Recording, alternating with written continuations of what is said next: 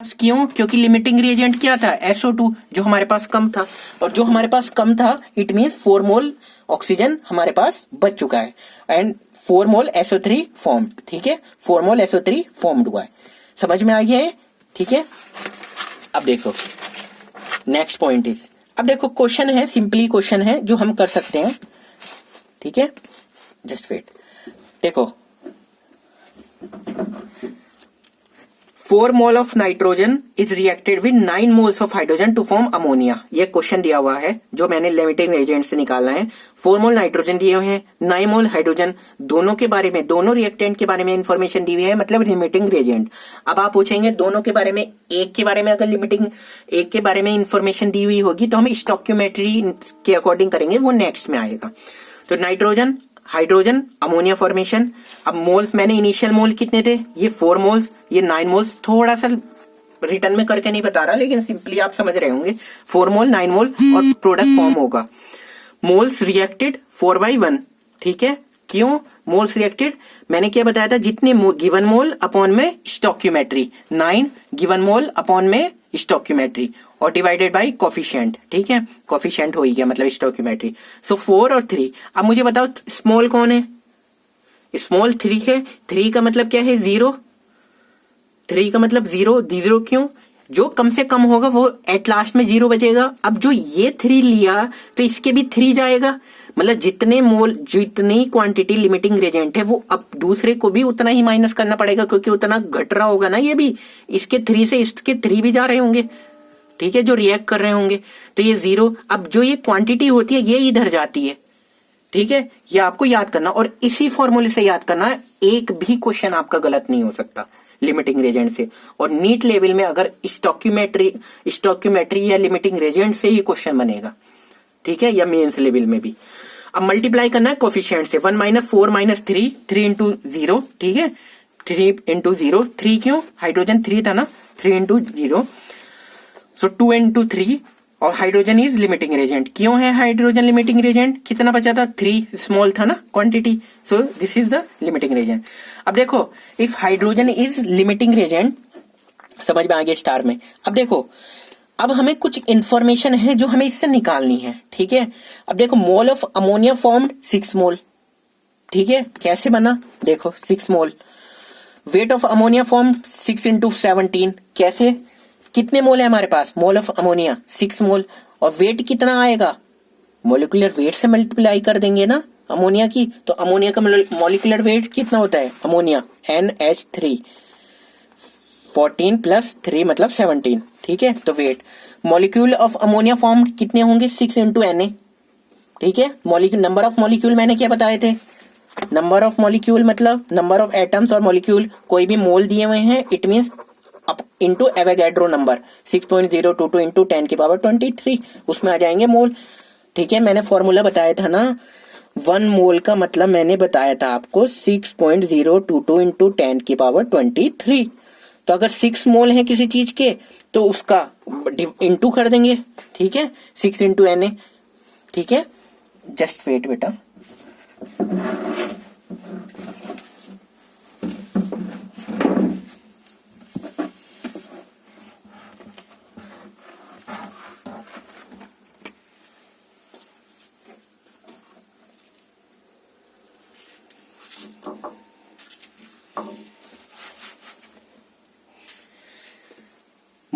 Volume of ammonia formed कितना बनेगा? NH3 form STP पर मैंने बताया था 22.4 STP पर बनता है लीटर। ठीक है, मोल्स ऑफ एक्सेस रिएक्टेड। ठीक है, मोल्स ऑफ एक्सेस कितने बच गए हैं? जो एक्स्ट्रा बचे होंगे 1 मोल बचे ना एक्स्ट्रा नाइट्रोजन के। ठीक है, next molecules of excess reactive. ठीक है, मॉलिक्यूल कितने? 1 मोल बचे थे। ठीक है, और नंबर ऑफ एटम्स, मॉलिक्यूल या आयन की बात करें तो आपको मल्टीप्लाई करना है एवोगैड्रो नंबर। ठीक है, and volume of excess reactant of bet. ठीक है, लेफ्ट वॉल्यूम कितना बचा है? 1 × 22.4 एट STP। ठीक है, वॉल्यूम STP पर कितना होता है? 22.4। ये भी मैंने बता दिया है। ठीक है, थोड़ा फास्टली मूव करते हैं now. This is the basic term जो हमें याद करनी है, स्टोइकियोमेट्री। ठीक है, वेरी इंपॉर्टेंट है स्टोइकियोमेट्री। हमें अब क्या करना है, स्टोइकियोमेट्री समझना है। देखो अब सिंपल चीजें समझते हैं। कोई भी रिएक्शन दी है, सपोज करो 2SO2 plus O2 and 2SO3, ठीक है, कोई भी इंफॉर्मेशन दी हुई है, ठीक है। ये रिएक्शन हो भी सकती है एग्जाम में, या एग्जैक्ट नहीं भी हो सकती, और लिखा हुआ हो सल्फर डाइऑक्साइड की से फॉर्म बन रहा है सल्फर ट्राइऑक्साइड, तो आपको ये रिएक्शन लिखनी है, नोट करनी है, ठीक है। अब इन दोनों रिएक्शन में दोनों रिएक्टेंट के अकॉर्डिंग अगर इंफॉर्मेशन दी हुई है, यानी कि सल्फर डाइऑक्साइड का इतना वेट है, एक्स वेट है, कोई भी दिया हुआ होगा वेट, और 32 ग्राम ऑक्सीजन के साथ रिएक्ट कर रही है, फॉर्मेशन हो रहा है SO3, दोनों इंफॉर्मेशन दी हुई है। इट मींस आपको फॉर्म का क्या करना है, क्या मेथड लेना है, लिमिटिंग रिएजेंट, ठीक है। अब देखो इसके बारे में केवल एक सिंगल जानकारी हमें चाहिए होगी कि दोनों की इंफॉर्मेशन होनी चाहिए। अगर हमारे पास एक की इंफॉर्मेशन है, सपोज करो 2SO2 प्लस O2 और सल्फर ट्राइऑक्साइड बना रही है, ठीक है, और हमें केवल ये बताया है कि ऑक्सीजन के 1 मोल रिएक्ट कर रहे हैं, ठीक है, तो उससे हम ये निकाल लेंगे रिएक्शन के अकॉर्डिंग बैलेंस करते कि SO2 के कितने मोल होंगे और SO3 के कितने मिलेंगे, ठीक है। सिंपल मेथड है, मैथमेटिकली जैसे हम निकालते हैं, ठीक है। अब देखो यही है दिया हुआ, थोड़ा सा समझ लेते हैं।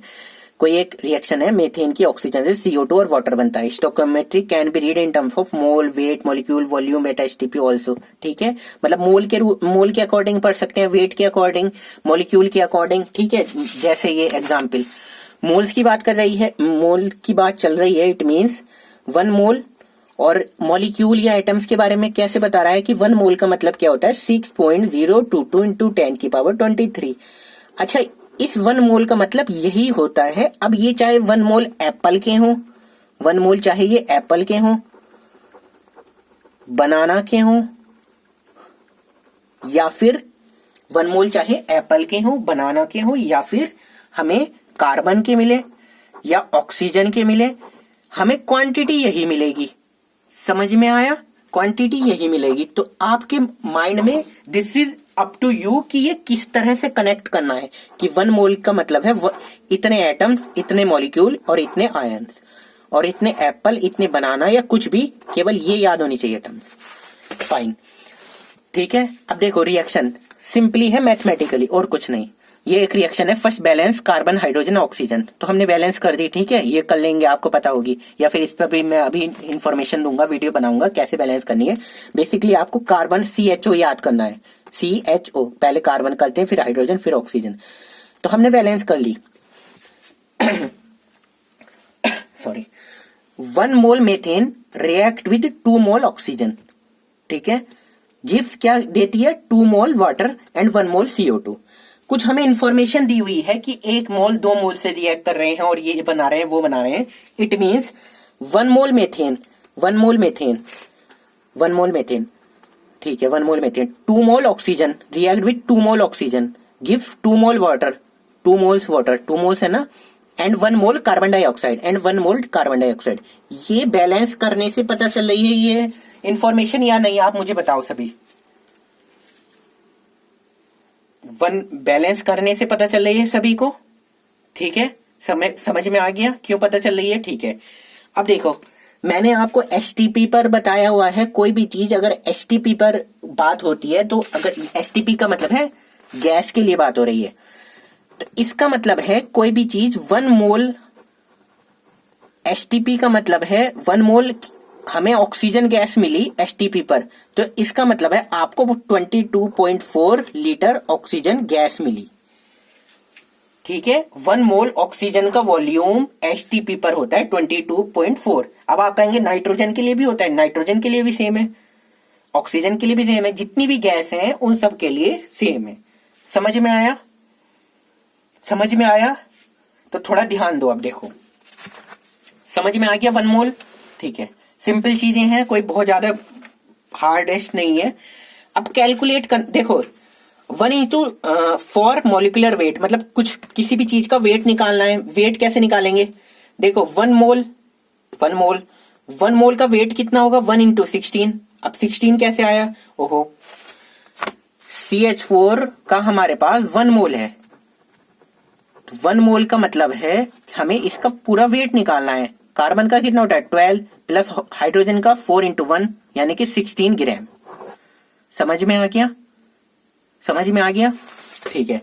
तो 1 इंटू 16 2 इंटू 32 ऑक्सीजन के अकॉर्डिंग, 1 इंटू 44 CO2 का कितना होता है मॉलिक्यूलर वेट, ठीक है, और 1 इंटू 18 वाटर का मॉलिक्यूलर वेट 1 इंटू 18।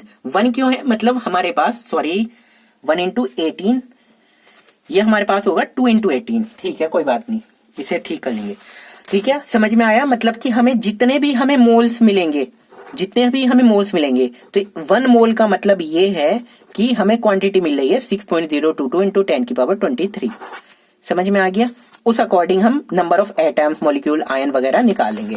वेट निकालना होगा तो हम मॉलिक्यूलर वेट से मल्टीप्लाई कर देंगे। ठीक है, मॉलिक्यूल्स, नंबर ऑफ मॉलिक्यूल निकालोगे, वेट नंबर है। वॉल्यूम एसटीपी पर कितना मिलता है 1 मोल पे, कितना बताया मैंने 1 मोल कोई भी क्वांटिटी है, मैंने बहुत बार बता दिया, कोई भी क्वांटिटी है। अगर बात कर रहे हैं कि कहीं पर लिखा है कि एसटीपी पर nitrogen, oxygen, xenon, helium, neon, जितनी भी गैसेज हैं, अगर एसटीपी पर मिला है और उनका 1 मोल मिला है तो वो कितनी जगह घेरती हैं, कितने बड़े बर्तन में आएंगी, वो आएंगी 22.4 लीटर। ठीक है, और 2 मोल्स का मतलब है 2 इंटू 22.4 लीटर। उस अकॉर्डिंग आप क्वेश्चन से सॉल्व कर लोगे। ठीक है, अब देखो एक क्वेश्चन ही करते हैं simply. Calculate the wait of residue obtain when 1 mole CaCO3 strongly heated. अब आपको कम से कम इतना लेवल तो हो गई आपका, आई होप, कि CaCO3 को जब हीट कर रहे हैं तो calcium oxide plus CO2 gas मिल रही है। CO2 गैस मिल रही है। अब CO2 गैस मिल रही है और ये होता है रेजिड्यू होता है ना, जो नीचे बैठ जाता है, CO2 तो उड़ जाती है, तो इसको हीट करने पर ये मिल रहा है। ठीक है, इंफॉर्मेशन कितनी दी हुई है, calculate wait of residue obtain when 1 mole of CaCO3, केवल हमें इसी के बारे में दी हुई है इंफॉर्मेशन, स्ट्रांगली हीटेड। तो 1 मोल से हीट करने पर क्या मिल रहा है 1 mole calcium carbonate strongly heated, weight of residue obtain when 1 mole of CaCO3 strongly heated. Calcium oxide बनता है, 1 मोल है हमारे पास। अब देखो रिएक्शन में सबसे पहले क्या करो, बैलेंस करो, simple CaCO3 CO plus CO2। 1 मोल से 1 मोल कैल्शियम ऑक्साइड मिला है। 1 मोल का मतलब यहां पर जो स्टोइकियोमेट्री दिया हुआ होगा उसे हम 1 मोल मानेंगे। ठीक है, यहां पर जो क्वांटिटी दी हुई होगी, यहां पर कुछ नंबर दिया हुआ होगा, अगर वो कुछ नहीं है तो इसका मतलब वो 1 है, तो इसी को हम लेंगे 1 मोल। अच्छा, कब लेंगे, जब हम क्वेश्चन करेंगे स्टोइकियोमेट्री से। स्टोइकियोमेट्री से कब करेंगे, जैसे हम बैलेंस करते हैं ना रिएक्शन को, स्टोइकियोमेट्री से तब करेंगे जब हमें रिएक्टेंट के बारे में हाफ इंफॉर्मेशन दी होगी। अगर फुल दी होगी तो हम करेंगे लिमिटिंग रिएजेंट के अकॉर्डिंग। समझ में आया या नहीं, ये समझ में आया या नहीं? लिमिटिंग रिएजेंट में हमें फुल इंफॉर्मेशन दी जाती है, तब हम लिमिटिंग रिएजेंट को करते हैं। ठीक है, एक बार और थोड़ा सा देख लो। एन इनिशियल, जब मैंने बताया था इनिशियल मोल कितने हैं, रिएक्टेड कितने हैं, ठीक है, और उससे रिएक्टेड के बाद जो कम क्वांटिटी होगी वो लिमिटिंग रिएजेंट में बन जाएगी। जो लिमिटिंग रिएजेंट होता है उसी से प्रोडक्ट में उतना जाता है। ठीक है, उसी से उतना ही डिसाइड होगा रिएक्टेंट में, मतलब रिएक्टेंट X है और लिमिटिंग रिएजेंट H है, तो इट मीन्स ये H तो एंड हो जाएगा और X से कितना खत्म होगा H, यानी कि ये वाला कितना बचेगा X माइनस H, ये H माइनस H मतलब 0 बचेगा, और ये यहाँ पर H जाएगा और 2 प्रोडक्ट बन रहे होंगे, ये भी H। ठीक है, इससे इतना ही बनेगा, ये भी इतना ही बनेगा। ठीक है, समझ में आया? ये नॉर्मल ऐसे भी है law of conservation of mass के अकॉर्डिंग, कि जितना हमें मिल रहा है उतना, मतलब एक इनडायरेक्टली। वैसे law of conservation of mass अब वैलिड नहीं है, जो हमने 9th-10th में पढ़ा अब वो वैलिड नहीं है। ठीक है, बिकॉज क्योंकि मास चेंज भी हो जाता है एनर्जी में, तो एक जनरल लेवल पे। तो 1 मोल से 1 इंटू 56 कैसे आया कैल्शियम ऑक्साइड, ओहो 56 1 मोल कैल्शियम ऑक्साइड का मतलब क्या है, यहां पर 1 CaO, तो इसका मॉलिक्यूलर वेट निकालो, कितना वेट है, कैल्शियम का कितना होता है 40, ऑक्सीजन का कितना होता है 16, दिस इज 56 ग्राम। समझ में आया या नहीं, समझ आ रहा है आपको, समझ आ रहा, आई होप समझ में आ रहा हो। ठीक है, नोट्स प्रॉपर बना लेना। ठीक है, नोट्स प्रॉपर बना लेना, मैं सारे चैप्टर के 1 शॉट आपको इस चैनल पर अवेलेबल कराऊंगा। ठीक है, सिंपल है। How many litre oxygen at NTP required, next question देख लो। How many litre oxygen at NTP required for complete combustion of 2 mole of C5H10। ठीक है, 2 मोल C5H10 का कंबशन हो रहा है। बैलेंस किया C5H10 O2 CO2 H2O 15/2 oxygen 5 CO2 5 H2O। Balance कर लेना किस अकॉर्डिंग, CHO एल्डिहाइड याद रखो, पहले कार्बन फिर हाइड्रोजन फिर ऑक्सीजन CHO।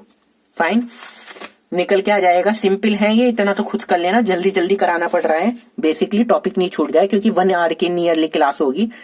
सो 1 मोल है हमारे पास, 15/2 O2 कितना बनेगा ये पूछा है। ठीक है, complete combustion 2 moles of C5H10। How many litre O2 eight NTP required, oxygen के कितने चाहिए हमें रिक्वायर्ड, जो 2 मोल्स हमें कंबशन करा रहे हैं C5H10 का। ठीक है, अब देखो 1 मोल C5H10 मतलब 15/2 मोल, 1 मोल के लिए इतना चाहिए। ठीक है, और 2 मोल के लिए ये 2 है ना, तो डिवाइड इंटू कर दो। 2 मोल के लिए 15/2 इंटू 2 15 मोल। ठीक है, 2 मोल्स का मतलब कितना मिलेगा, 1 मोल का मतलब 22.4 लीटर। ठीक है, एसटीपी पर 1 मोल का मतलब कोई भी गैस कितनी मिलती है, वो 22.4 लीटर मिलती है। कितनी बार बताऊं मैं आपको, समझ में आ गया।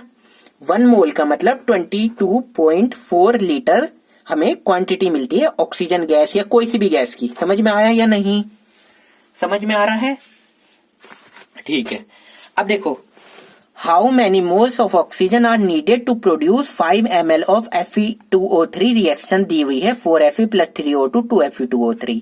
ठीक है, कितने मोल ऑक्सीजन चाहिए हमें produce 5 mole of Fe2O3 reaction के लिए, रिएक्शन दी हुई है तो हमें कितने मोल चाहिए, रिएक्शन से निकाल लोगे।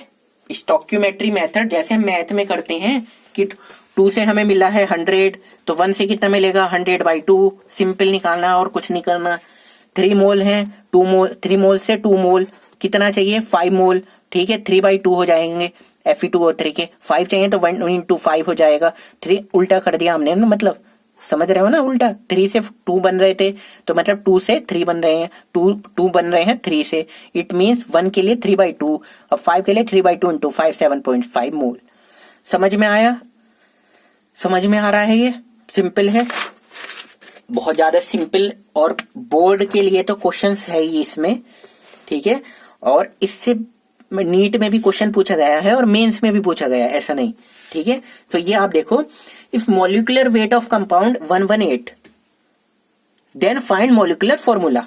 ठीक है, अब ये दिया हुआ है मॉलिक्यूलर वेट किसी भी कंपाउंड का और मॉलिक्यूलर फॉर्मूला पूछ रहे हैं। ठीक है, अब ये आपके पास क्वांटिटी दी जाएगी, कोई भी एलिमेंट दिया जाएगा, उसका परसेंटेज कितनी है उस कंपाउंड में, पर्टिकुलर उस एटम्स की वो दी जाएगी।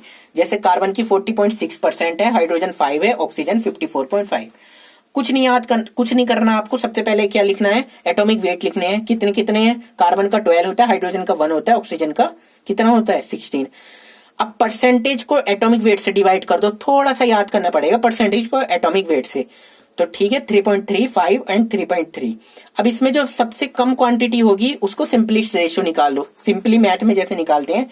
इनटू क्या कर रहा है, अब देखो 1 × 2 1.5 × 2 1 × 2 क्यों, सिंपल होल नंबर चाहिए तो सेम क्वांटिटी से इनटू कर दो। ठीक है, मिल जाएगा। तो C2H3O3 ये क्या है, इंपेरिकल फॉर्मूला। इंपेरिकल फॉर्मूला क्या होता है, मतलब सिंपलेस्ट फॉर्मूला। अब मॉलिक्यूलर फॉर्मूला का फॉर्मूला निकालने के लिए इंपेरिकल फॉर्मूला N। ठीक है, तो N क्या है, molecular formula weight upon empirical formula wait. अब देखो N कैसे निकालना, 118 दिया हुआ है, एक मिनट, कितना दिया हुआ 118। ठीक है, इंपेरिकल फॉर्मूला वेट कैसे निकालना है, कितना आया था C2H3O3। सो C2H3O3 मतलब कार्बन 24 3 27 48 कितना आ जाएगा, देखो होगा 59। ठीक है, तो मॉलिक्यूलर फॉर्मूला EFN मतलब 2 निकाल देंगे और ये बन जाएगा C4H6O4 C2H3O2 का होल ट्वाइस। ठीक है, समझ में आ गया, एक बार देख लेना। न्यूमेरिकल बहुत सिंपल है, केवल और केवल यही है। अच्छा, इसमें मैं बता दूं ये इस तरह से क्यों करते हैं। कई बार हमने जैसे पहले पढ़ा होगा हमने कि जितने भी एटम्स है उनके परसेंटेज हैं। ठीक है, तो परसेंटेज है उनके एटॉमिक वेट से डिवाइड होंगे। भाई उसमें पर्टिकुलर एटॉमिक वेट तो एक कंफर्म होगा ना कि वही है, कार्बन का, और वो उतना परसेंटेज दिया हुआ है, तो उस अकॉर्डिंग ये क्वेश्चंस बनते हैं। ठीक है, अब देखो कंसंट्रेशन टर्म बहुत ज्यादा इंपॉर्टेंट, बेसिकली फॉर 11th के लिए एंड नीट और जे मेंस वगैरह 12 के लिए, सबके लिए इंपॉर्टेंट है कंसंट्रेशन टर्म।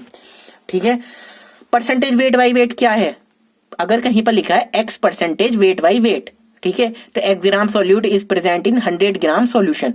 ठीक है, मतलब कोई सॉल्यूट डिसॉल्व है 100 ग्राम सॉल्यूशन में, जैसे बताया 5% शुगर सॉल्यूशन है, तो इसका मतलब क्या है कि 5 ग्राम शुगर होगी 100 ग्राम सॉल्यूशन में, इसका ये मतलब है। ठीक है, so 1 gram solute is present in 100 gram solution. Percent weight by volume, x percent weight by means weight by volume, ऊपर सॉल्यूट होगा वेट सॉल्यूट का upon volume in volume of solution in litre और ml basically litre में भी ले सकते हैं, मतलब क्वांटिटी बेसिकली हमें ml में लेनी होती है बिकॉज कंसंट्रेशन बहुत छोटी टर्म है, इनटू 100।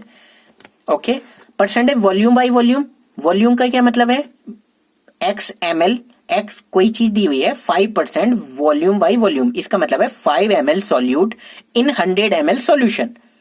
ठीक है, 100 ml सॉल्यूशन का मतलब क्या हो गया, अच्छा देखो ये ध्यान कर लेना बहुत अच्छे से कि कोई भी चीज 5 ग्राम है और उसको हमने डिसॉल्व की वाटर में।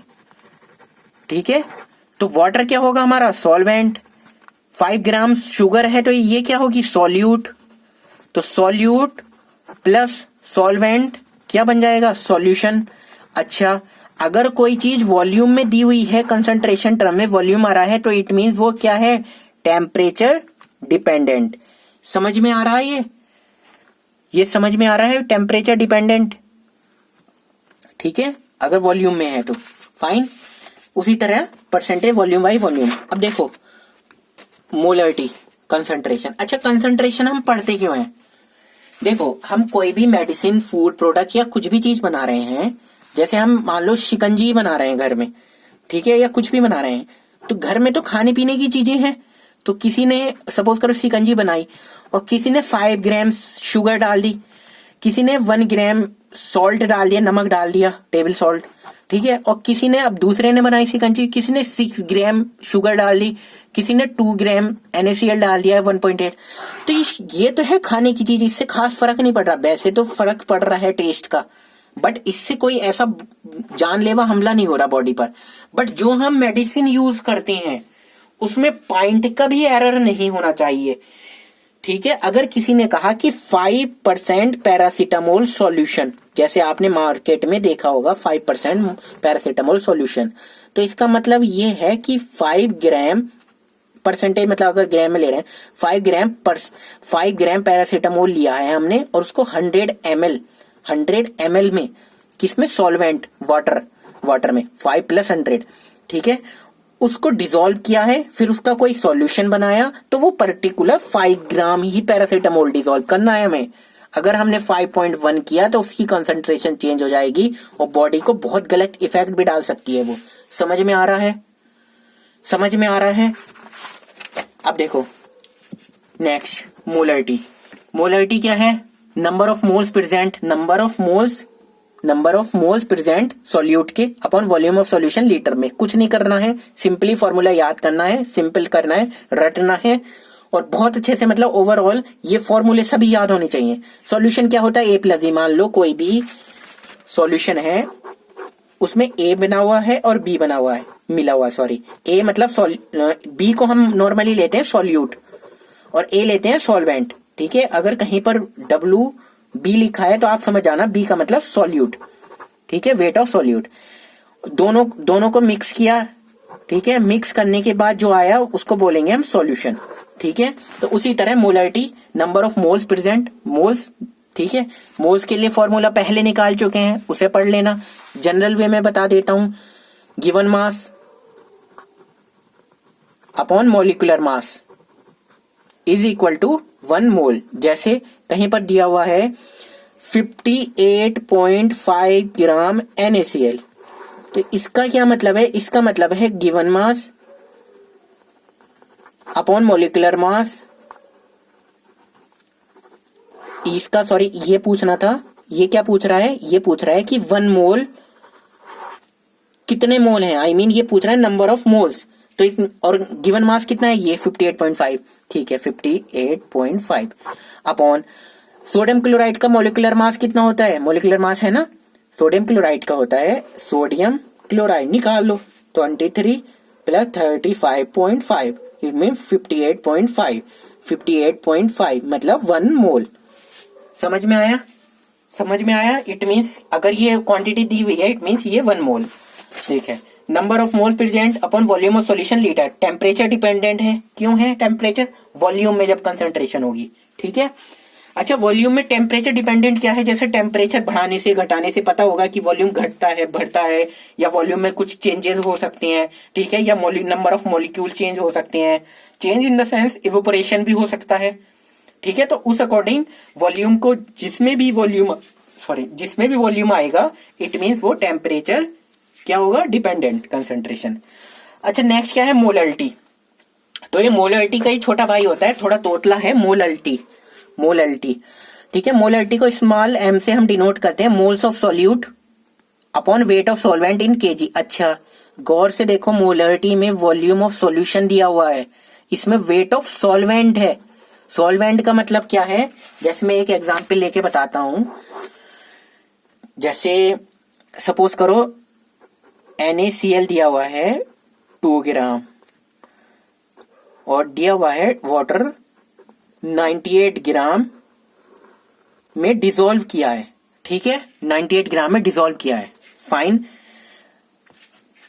और वाटर का लगभग डेंसिटी भी होता है 1, तो हम वॉल्यूम भी अगर वाटर का निकालेंगे तो 98 ml आ जाएगा। ठीक है, नियरली। ठीक है, तो अगर हम बात करें ग्राम की, वॉल्यूम की, नंबर ऑफ मोल की, मोलरिटी की, तो number of moles present upon volume of solution. ठीक है, तो हम मास से निकालेंगे मोलरिटी भी निकालेंगे। अब बेसिकली जो मैं बताना चाह रहा हूं वो ये कि सॉल्यूट हो जाएगा 2 ग्राम और सॉल्वेंट कितना हो जाएगा 98 ग्राम।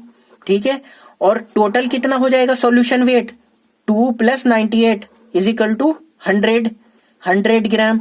ठीक है, बट अगर बात करें मोलरिटी की, मोलरिटी छोटा भाई, मोलरिटी की, तो इसका मतलब क्या है, moles of solute upon weight of solvent in KG. इसका मतलब सॉल्वेंट का वेट लेना है, यानी कि हमें रखना है 98, सॉल्यूशन में रखना है 100, बेसिकली 100 ग्राम नहीं रखना तो ml में है, बट ये सॉल्यूशन का हो जाएगा और ये किसका हो जाएगा, सॉल्वेंट का। ठीक है, अब नॉर्मलिटी बहुत ज्यादा इंपॉर्टेंट है एग्जाम के लिए, normality.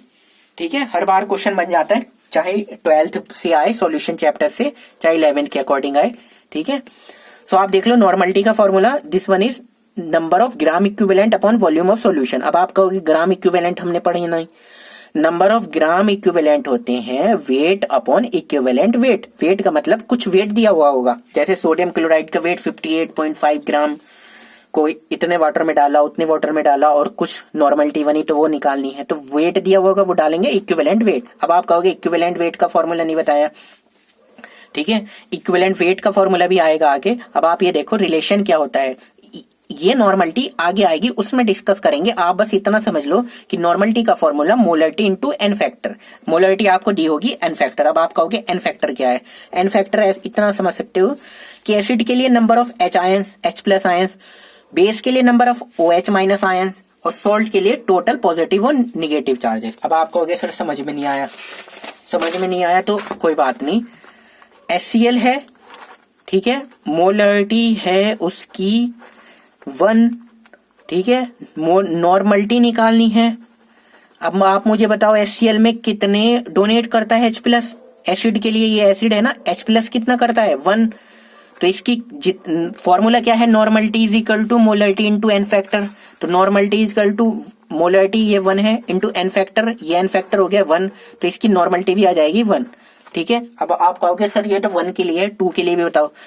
H2SO4 number of H+ ion acid के लिए नंबर ऑफ H+ आयन, कितने H+ आयन डोनेट करता है 2H+। नॉर्मलिटी कितनी आ जाएगी, नॉर्मलिटी क्या होगा, मोलरिटी भी इसकी 1 दी हुई है, सपोज करो 1 इंटू मोलरिटी इसकी 1 दी हुई है, हमें नॉर्मलिटी निकालनी है। तो नॉर्मलिटी का formula 1 into molarity 1 into number of H plus ion, वो है कितने 2, तो इट मीन्स 2। इसकी नॉर्मलिटी कितनी हो जाएगी 2। समझ में आ गया, समझ में आ गया, ठीक है।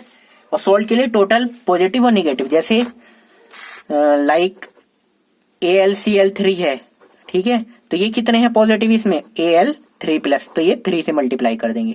समझ में आ गया, नहीं आया, आ गया सबको, ठीक है। देखो अब थोड़ा सा हम सिंपल हैं, चीजें जल्दी जल्दी कर लें तो बेहतर है।